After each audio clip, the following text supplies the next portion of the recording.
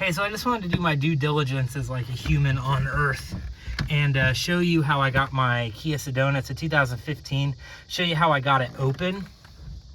So I pulled this panel back right here, and the issue was this thing was jammed up. So there it has like this cord here, which I cut the, oh no, I still have the end on that. So this thing is like in there somewhere, right? And what happens is they get jammed up back behind there, and so it won't move. And I took this panel off, and then I like would hit the lock, and it would like go like it wasn't doing nothing, right? And apparently the door opening is dependent on this thing spinning free. So because that wasn't happening, I couldn't get my door open at all.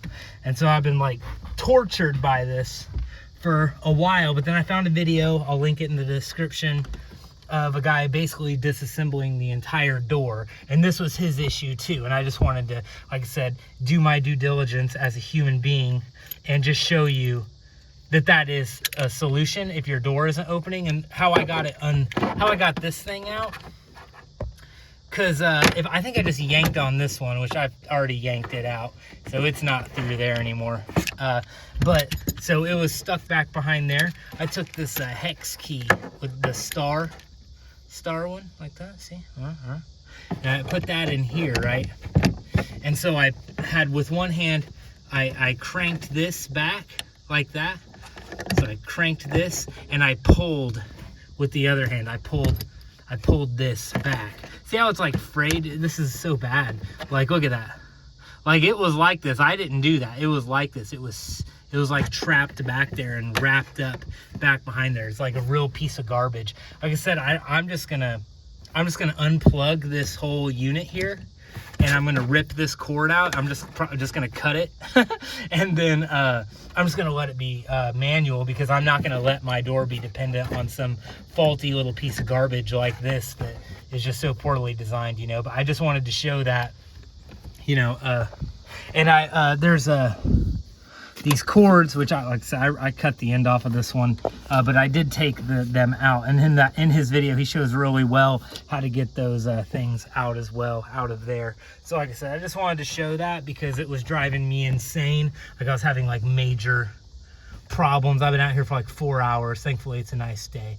But yeah, just I would just go ahead. I don't even know if I needed to rip this panel off, because everything here was working fine. I had to get pretty diagnostic with it, but yeah, it's like all this was working just fine. The latch is working in there, and so, you know, if you can hit the automatic and you hear this thing like unlatch, which it was going so it's like, okay, so this is unlatching, so why won't it open? You know, and no amount of force was gonna get this thing to spin free, because this thing was just absolutely jammed. I mean, you can see it was like jammed in there.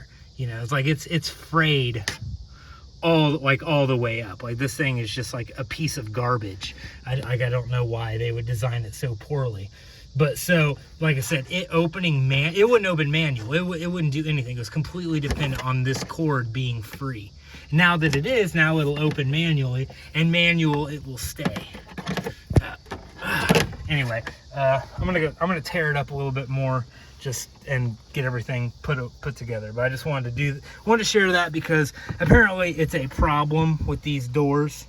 And like I said, if I can find it in my in my driveway, if I can fix it in my driveway, like you can too, and you probably do a little better job than me, you probably will not break as many of these. But you know, like I said, I am not a mechanic, and I do everything kind of half-assed. But the fact that I was able to get this out, you know, like I said, I just wanted to share that for anybody else who might be losing their mind, because I can guarantee you a shop is going to charge probably $300 to $400 to do what I did, and they're probably going to want to fix this thing, and they're not going to be as like happy with the half-assed job I just did. So anyway, I mean, one thing I guess I could do is I could take it to them and be like, hey, you know, I got this cord free of this thing. How much would you charge to just like string another cord through? Because this thing works. Like, when I put the auto back on, this thing spins now. So it's obviously like, it works fine.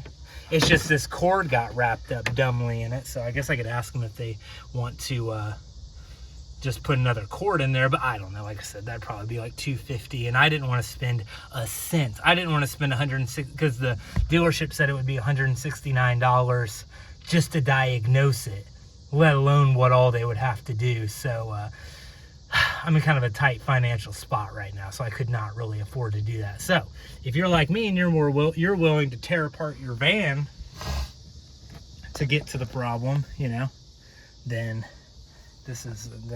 hopefully this has been a help to you. Just give you a little bit, feel more empowered to tear your van apart now. Okay, thanks. And you're welcome, I guess. Like I said, check out the video in the description where he shows a really, he had a lot of other problems with this door that I don't have, but figuring this thing out, that was the key to that. So he was the key to that. If it hadn't been for him and my wife finding his video, then I would have been screwed. So, all right.